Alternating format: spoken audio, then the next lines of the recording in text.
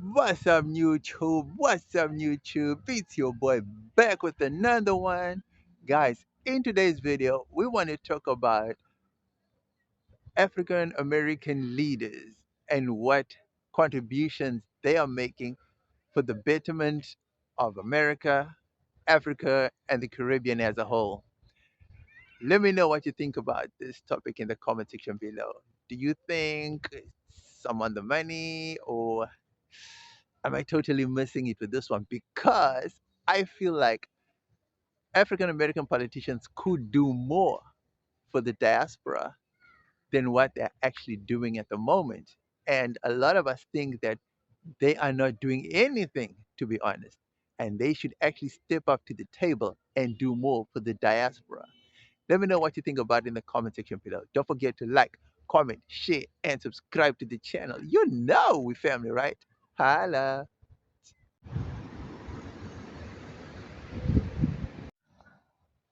People, since time immemorial, right? America has produced a significant amount of African American leaders, right? Who have actually stood head and shoulders above the rest when it comes to civil rights, human rights, and all these issues, right? And they have all these equality issues that they've fought so hard for, right? And they've fought very hard for it, which is something that must be commended. But they've done it within the confines of their own nation, which is only obvious, right? That's where you start. You start in your own backyard, 100%, right? Now, it's been long since the 60s. Martin Luther King, Malcolm X, Dr. Farrakhan, um, the leader of the Nation of Islam, Elijah Muhammad, and all the other leaders that have come before them, after them, right? Now, I look at it and think like this, right? We always look up to the African Americans to lead the charge when it comes to politics, to entertainment, to everything, because they project this life of milk and honey and the American dream and all these big, glamorous lifestyles and things that America has that Africa aspires to have, right? But my perspective on things is such that if America is not free for the African Americans, how can Africa be free? It starts there. You see, if America has a chokehold on Africa, it means that there's no way that Africa will be totally free or totally independently free. Barack Obama came into power. We all thought and believed that Africa was going to be elevated, but that wasn't even meant to be. America itself was not even elevated during Obama's reign. What does that say about Barack Obama, right? Was that a disappointment? A lot of people will tell you in America that he did nothing for the African American community, which is a shame because it was them in their entirety that put him into power. And he turned out to be an Uncle Tom, right? Like they put it, right? That's what they said. So,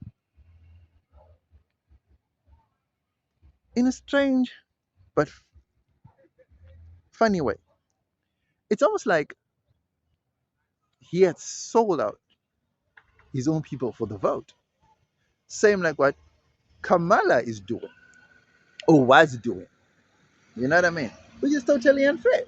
You know what I'm saying? Because these people have put so much trust in you. You know what I mean? And they vote you into these offices because they want change. They want something. They want substance. They're looking for something to hold on to for themselves, but they don't get it. And what is causing all this, right? So at the end of the day, we have to be honest and look at each other and say, guys, What are we voting these people into power for if they're not going to serve their people, right? When you get to a point where your leaders don't even know for the fact that they are there for a reason, right? And you just think we there to serve their purposes, it doesn't make sense at all. You know what I mean? But at the end of the day, but now, so for me, at the end of the day, it comes down to a point that Africa has always been in the doldrums. Yeah, yeah. Aren't you do the Google? Aren't you do the Gumtree thing? Anyway, so anyway, this whole thing of oh wait. Sure, dude. So at the end of the day, we get this African leaders and African American leaders who seem to struggle within the confines of American politics, right? And they can't break out of that American shell, right? Because mentally and maybe emotionally, right? They also want what's best for their people, right? But for some reason, they too are held back, right?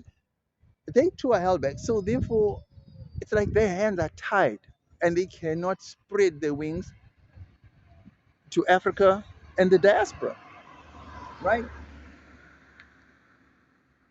In Barack Obama's case, right, he managed to ascend to the presidency. You understand what I'm saying?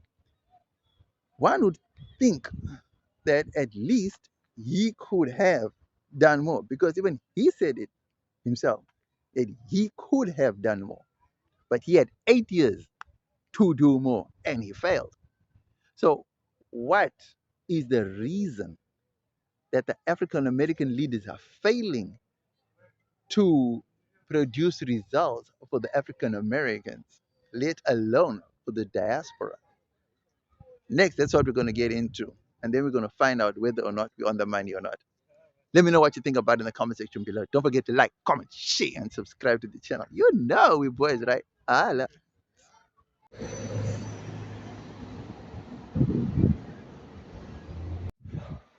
Okay, this situation in America is like this, right?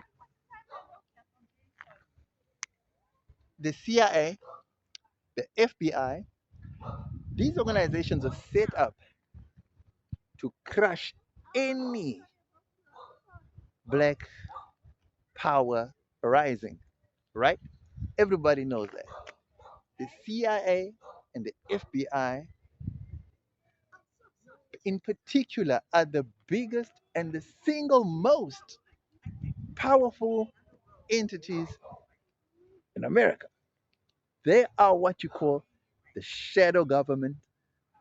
They are what you call the deep state. If ever a black man or woman rises to prominence, best believe that the FBI and the CIA and the NSA are activated to bring that person down by any means necessary. Musicians, basketball, any black person of influence is brought down by these three organizations. Now, why is that? Number one, the fear of black power, the fear of Africanization of America is the one thing that will not be tolerated by the deep state. Now, certain white American leaders were actually for the civil rights movement, but even they too were restricted because the deep state has so much power that they will eliminate anyone and anything that stands in their way. And the biggest threat to the deep state is any rising of any race group that is not white. They are willing to fight. The deep state is willing to fight other nations. They're willing to sabotage other nations. To them, that is small fry. The biggest thing that the deep state fear the most is the rise of black power. And that is why most Black leaders in America will never see the light of day for that simple reason. The deep state would rather face, well, not face, but they would rather prioritize the defeating of black power than the rise of another nation or the threat from another nation. Because they know that within American borders, the rise of black power would see the end to the reign of the deep state and the white supremacy. Do you know what I mean? Yeah, so let me know what you think about this topic in the comment section below. Don't forget to like, comment, share, and subscribe. You know we family, right? Holla.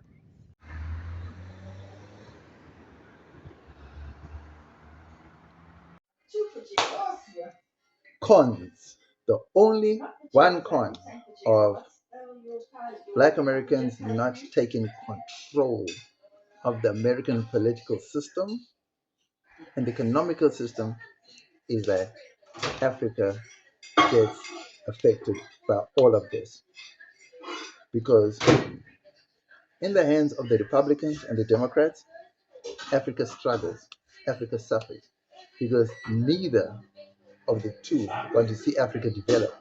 So if Africa, or if America was in the hands of black Americans, and if they had the narrative of advancing the agendas of the African people in the diaspora, then Africa would progress in the same way that the Western nations would progress, because the powers that be in America are for their Western counterparts. So if the powers that be in America could be African American, then obviously the agenda and the benefits to the diaspora will be enormous. That's my take on the situation. Let me know what you think about it in the comment section below. Don't forget to like, comment, share, and subscribe to the channel. You know we family, right? Holla.